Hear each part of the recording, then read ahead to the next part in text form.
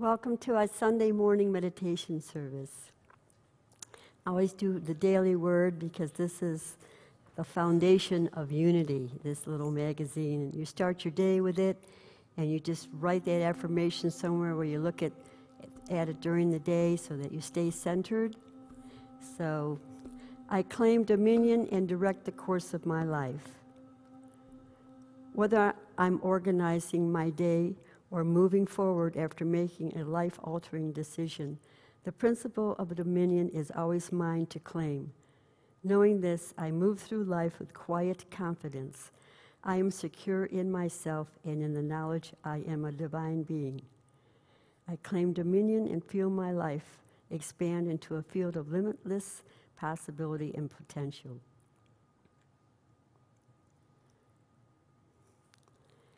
So, we're going to do chanting, which, just kind of lifts your spirit. And I start my day just listening to sacred music, and I read the Course sometimes we do daily word.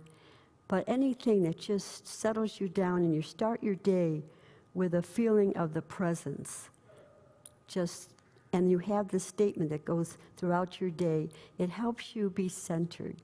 And then the more you do that, the more that inner voice starts guiding you. You literally get these thoughts that are so clear on what you're supposed to do at the time you're doing it. And you are now in that presence living. So we're going to do a chant, and we just want to feel that presence. And I see that I did not bring my bowl out, and so you will be seeing me moving that onto the stage when he starts to speak. So I'm not always organized. So Josh hasn't done the sound check. You moved the mic out of the way too. Oh, so we won't have a mic? I got it right here. I can set it up real quick. Okay, so I'll run and do that while he's walking on. Okay, and you can. Okay. All right. Well, we're all set. Okay, we're doing right in front of you, right? Okay.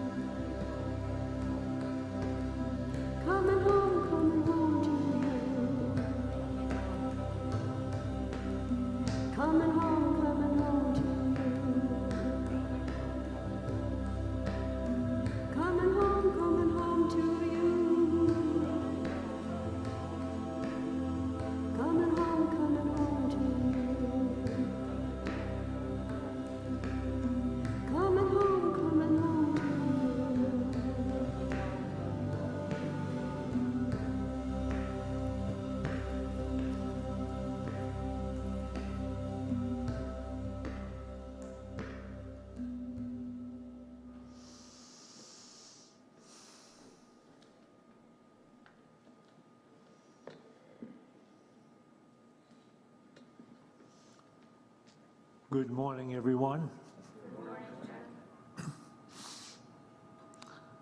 Let us begin this morning with this PowerPoint, which we used to conclude last Sunday's class in healing.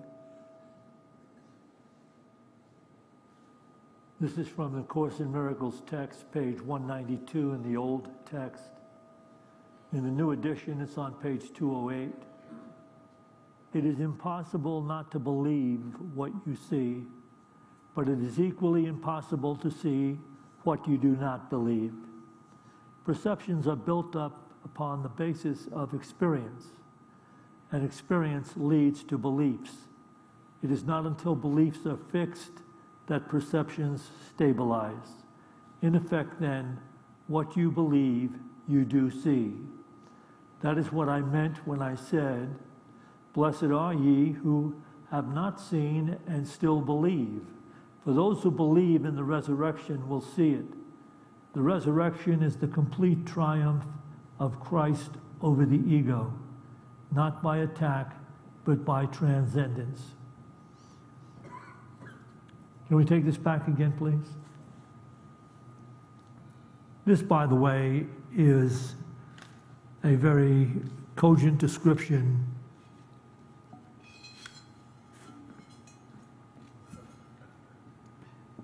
Okay, you're fired, both of you. How dare they interfere?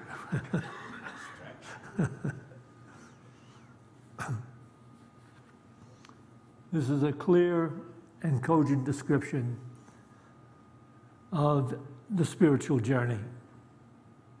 So that, I guess you could say it takes faith and then belief to start to transcend the thinking that we were born and raised in.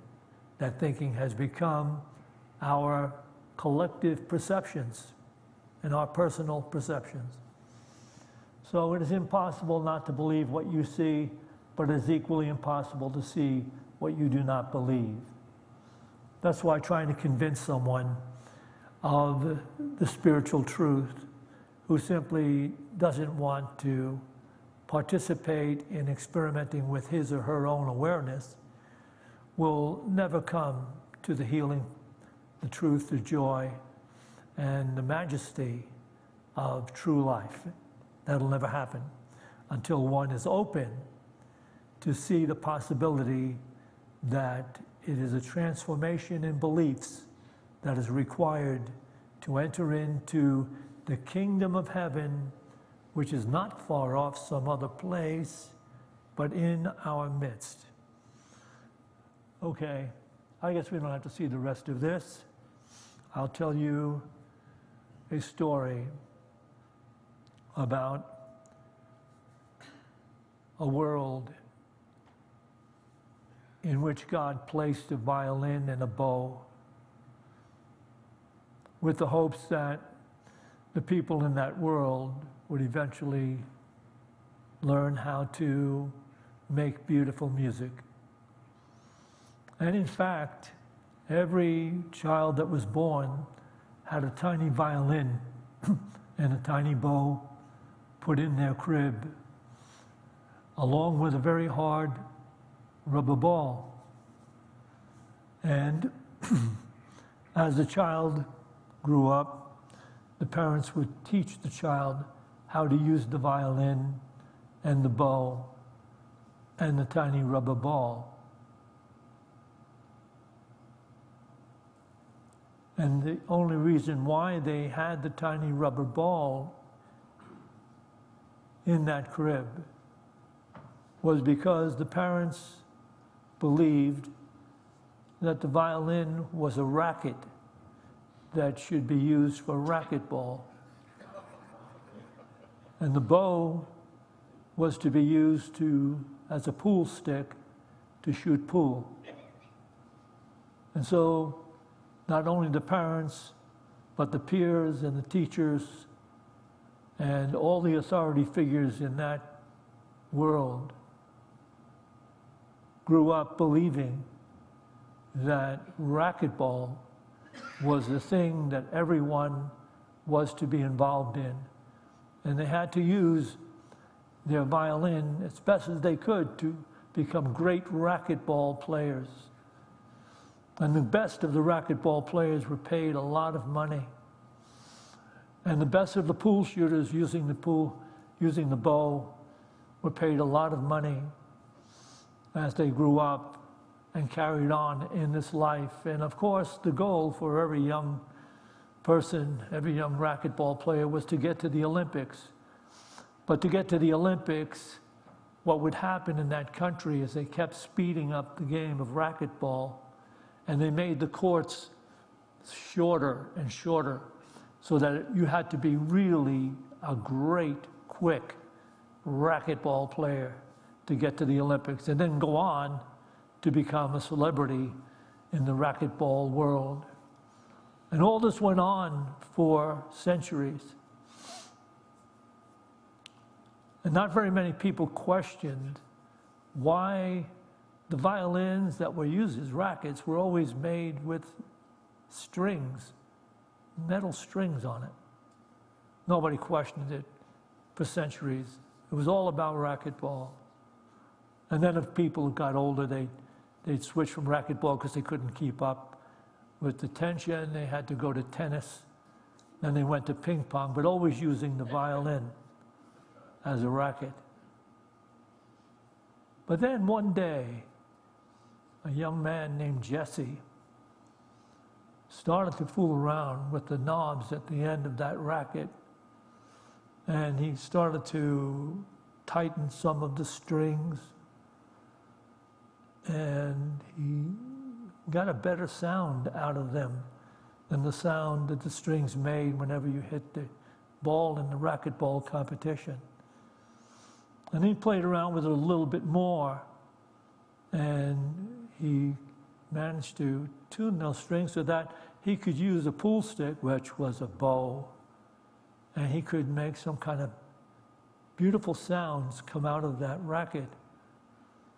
And as he went on and experimented with it, he could make more and more beautiful sounds. And after about a year, this is what Jesse was able to create with that racquetball racket and pool stick. Can we have that, Josh?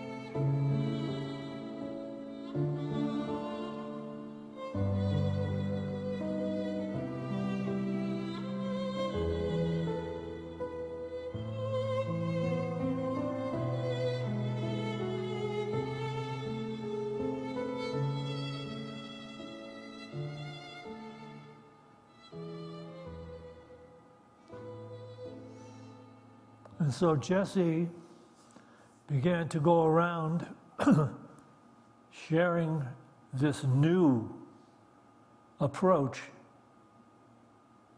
to this racket and this pool stick, this new approach, and playing this music.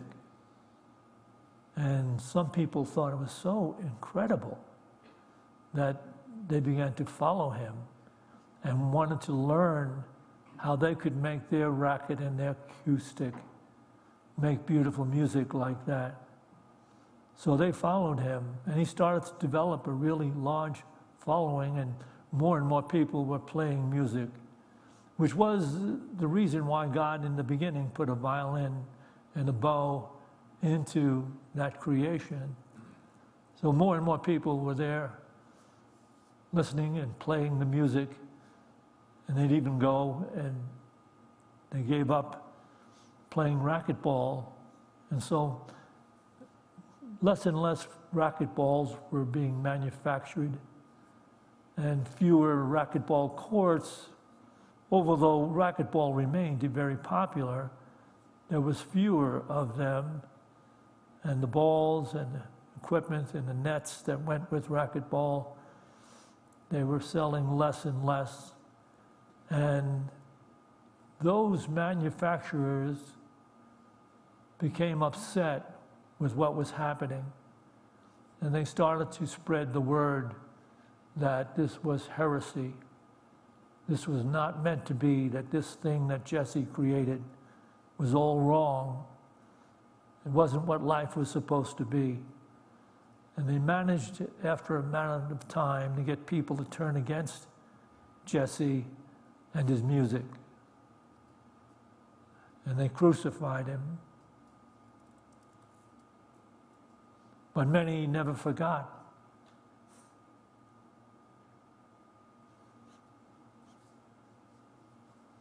Never forgot the music. And so in their own way, they went underground and they taught the music that God really wanted to take place in this creation.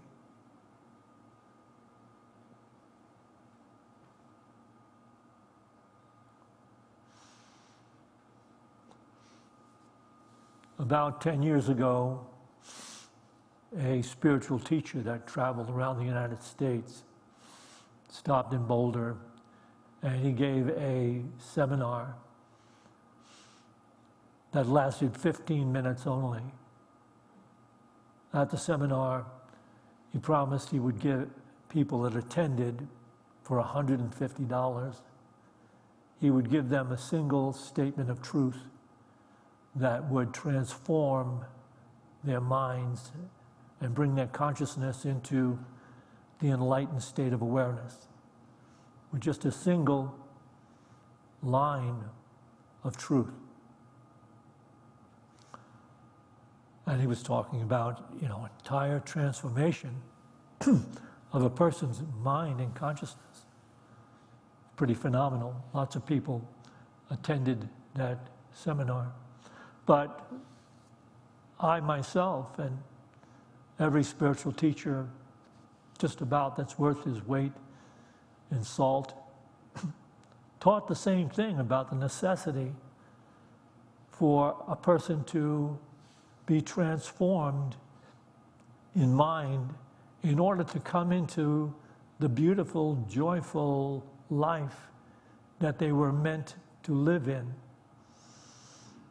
And I was just thinking the other day as we looked out at the world, I did, how much suffering there is in the world, not just suffering, but useless, unnecessary suffering. It is unbelievable the amount of useless, unnecessary suffering that is self-imposed by people on themselves and others because of their beliefs. And their beliefs are diluted and flawed because they're false beliefs. But people have embraced them the same way of the people in that world embraced racquetball and never even questioned the fact that those rackets kept breaking mid-game and those pool cues kept busting up long before the game was over, but they kept replacing them. But in our world, we seem to try to look away from and ignore the fact that so much suffering is self-imposed and useless because it is self-imposed and could be changed. But we continue on in the false teachings of the authority figures, who, like the authority figures in that particular parable, they made the racquetball. They made the nets. They built the racquetball courts. And to them, the most important thing was keeping that foolish, suffering, creating game going.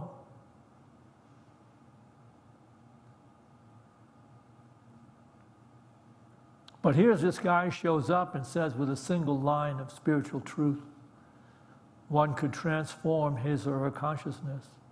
And as I said, down through the ages, there have been those master teachers who know and have taught that you have to transform your consciousness if you want to find the life you were created to live.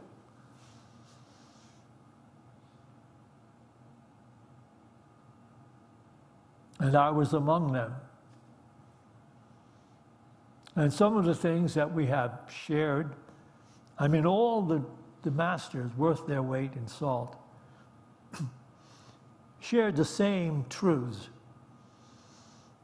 But none of them ever stated that it could be accomplished with a single line of truth the way Dmitri Alcott was the name of the guy, said he gave this workshop, seminar. So we should really look at what really is required to find life and find it abundantly as the scripture says it exists for those who enter into the truth that will make them free. Truth that has been around for centuries from the beginning. But now we're getting this truth and we have a very clear way to understand it from A Course in Miracles. Let's take a look at this PowerPoint. This is what our transformation is all about and what the problem is that we meet in life. You can read this in the workbook on lesson 132, paragraphs 1 to 3.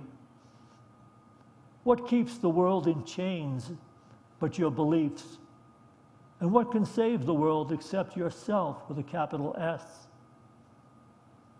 Belief is powerful indeed.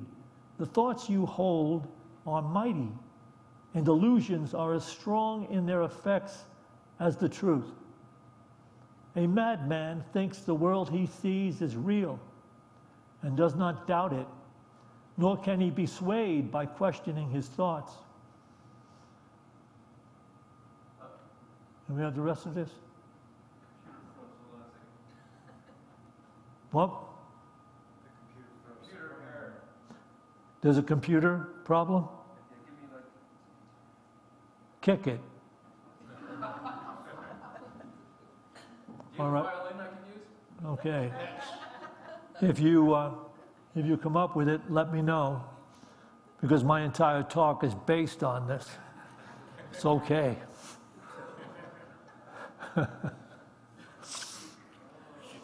I will tell you, I have an advantage over most of the people that, attend Unity these days, because I grew up in a very limited level of consciousness, in a ghetto where people really were, you could consider them ignorant of any kind of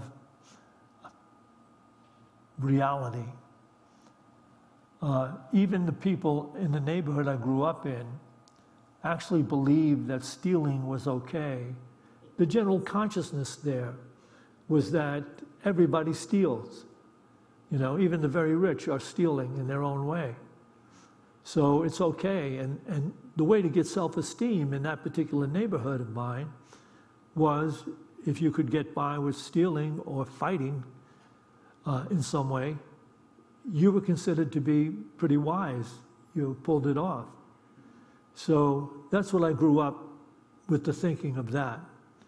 And so my advantage is the fact that as I grew up, and as you grow up, you're supposed to be somewhat awake to your own thinking and your own experience, which I was somewhat awake. And as I was growing up, it became more and more evident to me that the people around me were stupid. I mean, I was pulling petty crimes with some guys that were, I considered, really stupid, because they kept making the stupidest mistakes and creating troubles and problems in our efforts to steal effectively. I mean, you'd break in an entry into a factory of some kind. We never made a lot of money doing this. Did you ever come up with this stuff? 'Cause yeah, have you got number 2 or 3 on there? You have 2? Yes, 2. All right, let's have it. Effects. It is but when the source is raised to question that the hope of freedom comes to him at last. That is, comes to the madman at last, when you question the source of his insanity. Yet is salvation easily achieved, for anyone is free to change his mind, and all his thoughts change with it. Now the source of thought has shifted, for to change your mind means you have changed the source of all ideas. You think, or even, you think of, or every thought, what the heck is that? You think, or every thought, or yet will think. All right, take it back to the other, okay. Let me get this sentence right. Now the source of thought has shifted, for to change your mind means you have changed the source of all ideas you think, or ever thought, or yet will think. You free the past from what you thought before. You free the future from all ancient thoughts of seeking what you do not want to find. The present now remains the only time. Can we take this back again, please, to the beginning? If you see what is being said here, this is the analogy of life in the illusion of our false concepts and false definition of life. Now, if you're just simply casually curious about this stuff, I don't believe you're going to have any kind of direct experience in changing your life for the better. If you're just casually interested and your personal self-interest precede and overplay these truths, then you're probably not going to take to task your own awareness and practice on faith to see what would happen if you really changed your mind. But in any case, this is for anyone who's open yet at this time and willing. What keeps the world in chains is but your beliefs. That's the truth, period. The suffering you're looking upon throughout the world is caused by the limited beliefs embraced, entertained, and passed on from one to another in the consciousness of the unenlightened human beings on planet Earth. And what can save the world but yourself, with a capital S, which is a different self than the small s self, which is a definition of the ego-centered, body-encapsulated self. Belief is powerful indeed. The thoughts you hold are mighty, and illusions are as strong in their effects as is the truth. So the racquetball games playing on in your mind are just as effective as you believe in them as the people in that strange world. A madman thinks the world he sees is real and does not doubt it, nor can he be swayed by questioning his thoughts' effects. It is but when their source is raised to question that the hope of freedom comes to him at last. Yet is salvation easily achieved, for anyone is free to change his mind, and all his thoughts change with it. Now the source of thought has shifted, for to change your mind means you have changed the source of all ideas you think or ever thought or yet will think. You free the past from what you thought before. You free the future from all ancient thoughts of seeking what you do not want to find. The present now remains the only time. It was so beautiful and rewarding for me at the lunch that was served following the memorial service yesterday, when I talked to 2 or 3 people who told me how they in their lives had always held negative feelings towards people that were doing wrong and doing bad things, specifically when it came to people in their own lives that were doing things that interfered with their point of view and how things should go. But that now, operating in the unity truth, they were instead pronouncing everyone, regardless of what they were doing, as innocent, unknowing of the truth. They're still innocent, but unknowing of the truth of what they are doing to themselves, to their lives. Innocent, but unknowing of the truth. Self-imposed suffering in the illusions of the outer-directed world. So it was very rewarding to hear that people are beginning to take to task their awareness, and they're finding there's a harmony and a peace and a beauty in their relationships that is occurring. So the racket for racquetball is becoming a violin at last, which is what God really always wanted. It's why truth remains in the world and can never go away. Did you know that?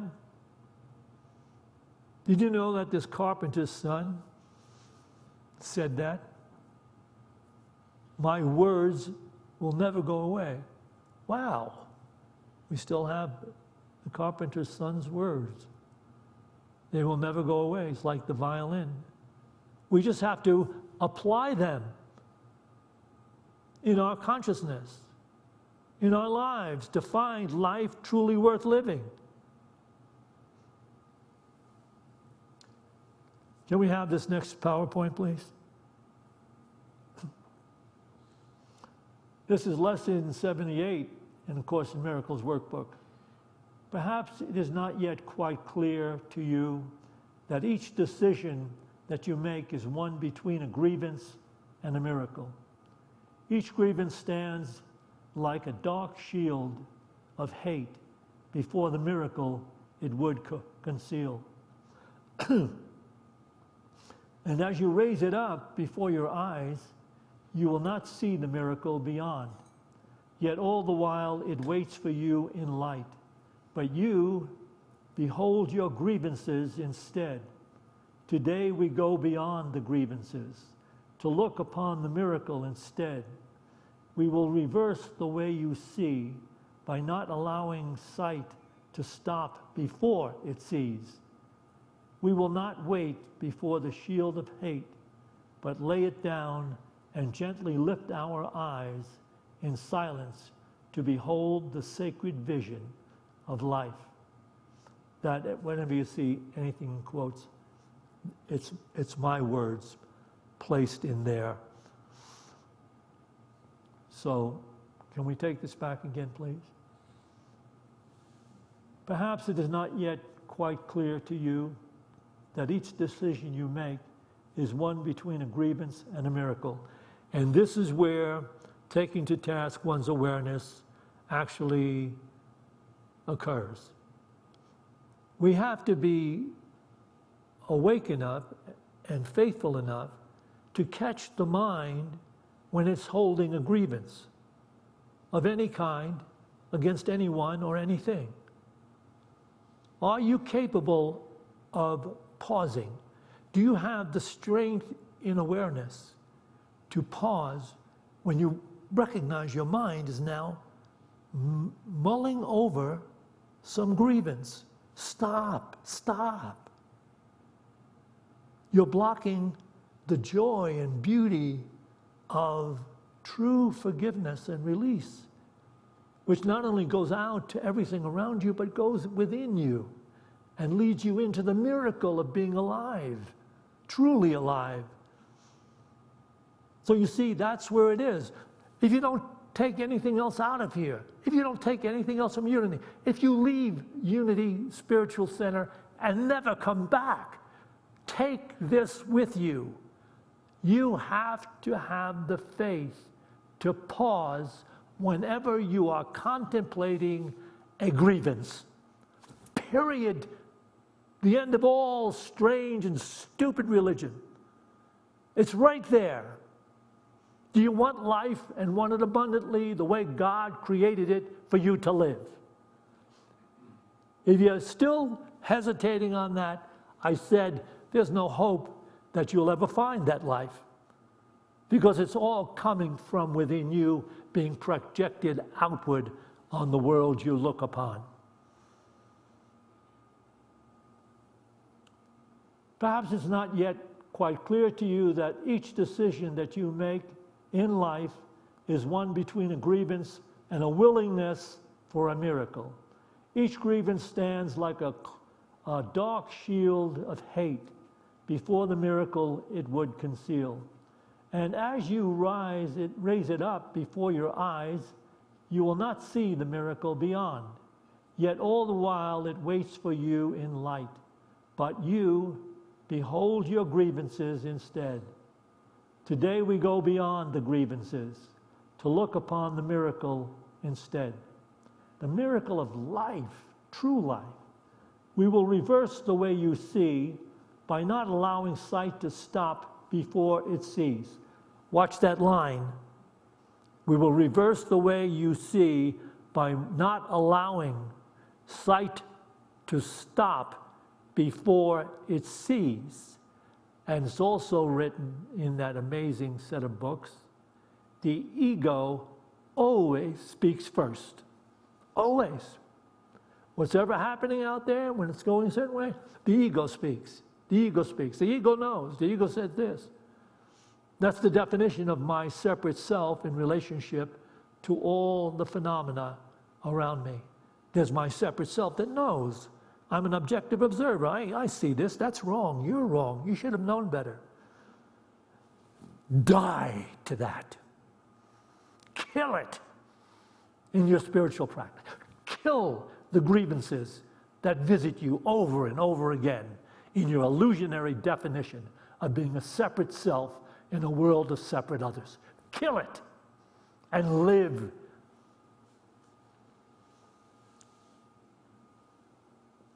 So we will reverse the way you see by not allowing the ego to stop before sight sees.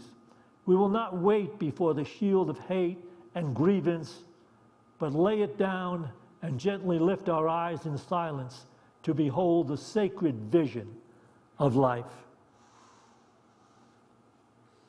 And all you have to do today is believe in the possibility of this truth.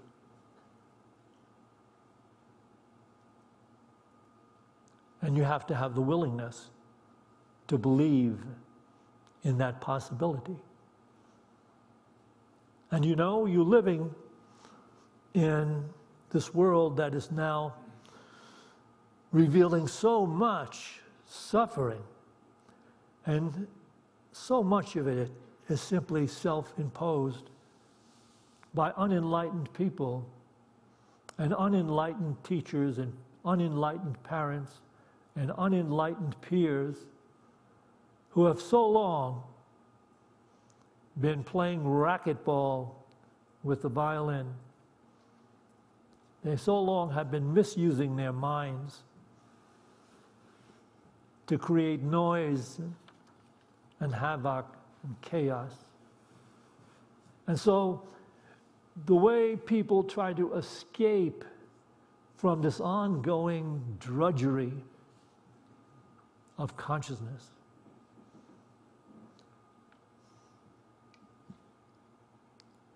That's the second time I've been interfered with.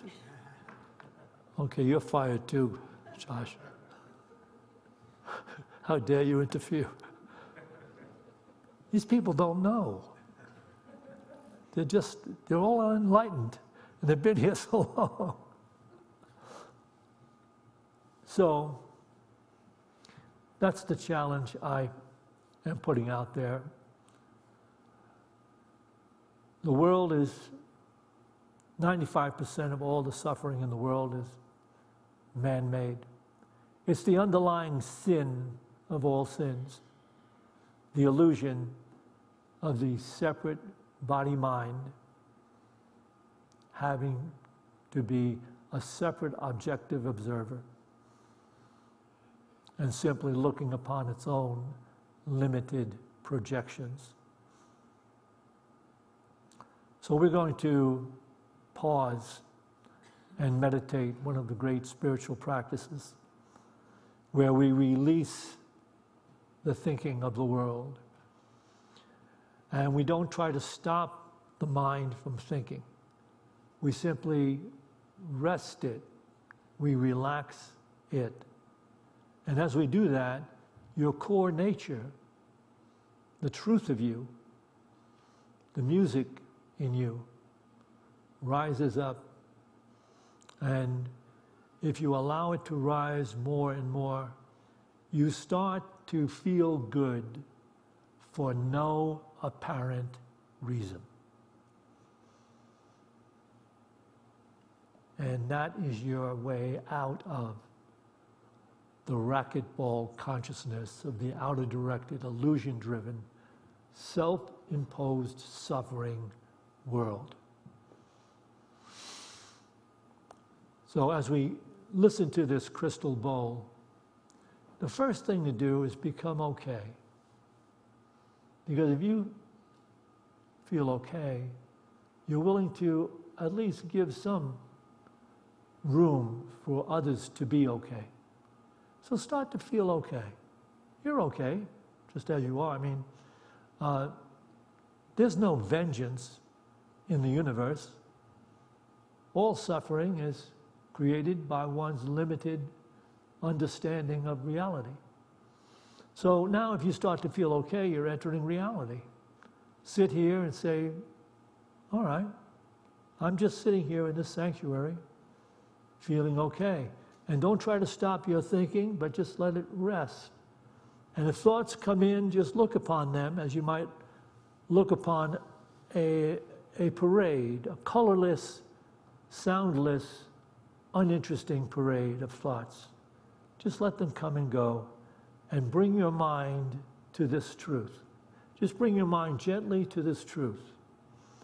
Everything I look upon, everything I see, is only my consciousness looking back at me.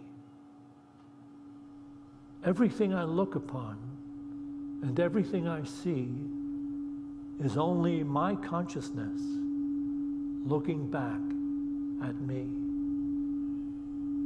Everything I look upon, everything I see is only my consciousness looking back at me.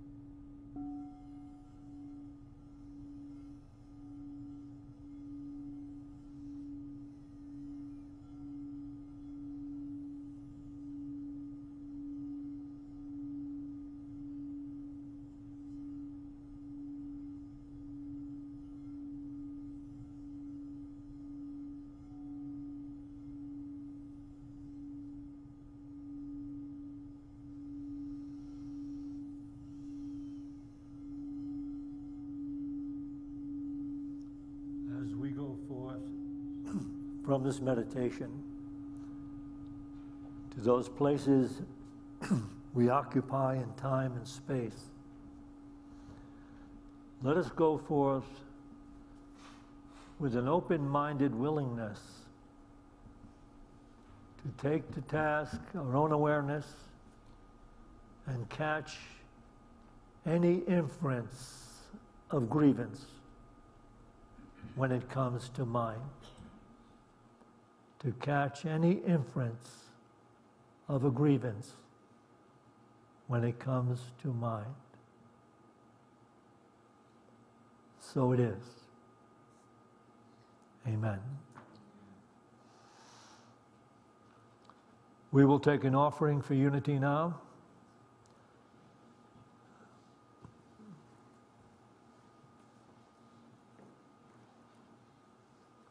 As we're preparing to do this, I'd like to say to the people watching on the live stream, we're getting more people at this service and more people at the second service who are braving it in whatever way they have to brave it. We really invite you to do that. Come in and be part of this physically on Sundays and Wednesdays. And you can tithe to Unity of Boulder in this way. Let's read these down. You have all these ways to tithe. And you can also look online right now where you are and scroll down. There's an area on that site where you can donate. So let us bring to mind that financial gift we'd like to make to keep the truth alive in the world of racquetball players. And let's bless this tithe with this offering prayer. Divine love through me blesses and multiplies all that I have, all that I give, and all that I receive, because I give. And so it is.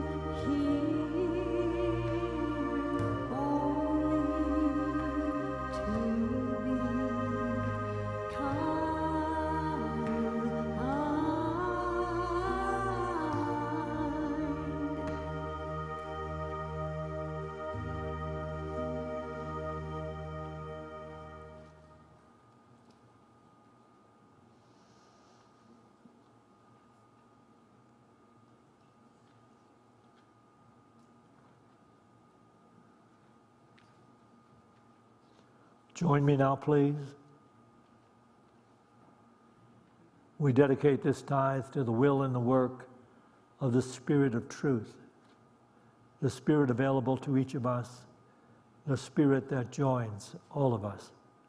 We dedicate this tithe to the victory of the Spirit of truth. Amen. We will have a discussion group in Fellowship Hall on the dance floor area in there. It takes me about 7 minutes to get over there, stop over here and take a, The bookstore is open, so you can go through these doors to your left into the bookstore and shop for a while.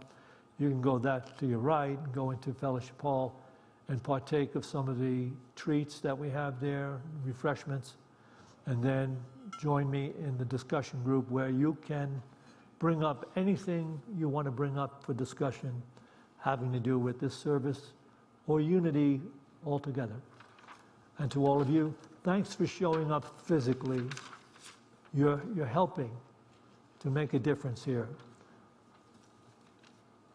Have a beautiful day.